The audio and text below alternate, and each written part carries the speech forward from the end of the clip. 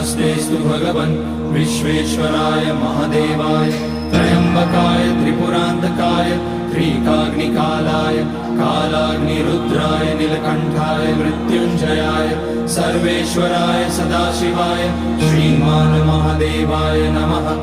ॐ नमः शम्भवाय च मयोभवाय च नमः शङ्कराय च मयस्कराय च नमः शिवाय च शिवतराय च।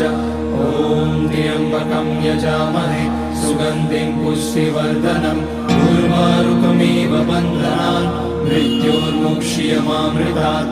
नागेन्द्रहाराय त्रिलोचनाय भस्माकराय महेश्वराय नित्याय शुद्धाय दिगम्बराय तस्मै नकाराय नमः शिवाय। मन्दाकिनी सलिलचन्दनचर्चिताय नन्दीश्वर प्रमथनाथ महेश्वराय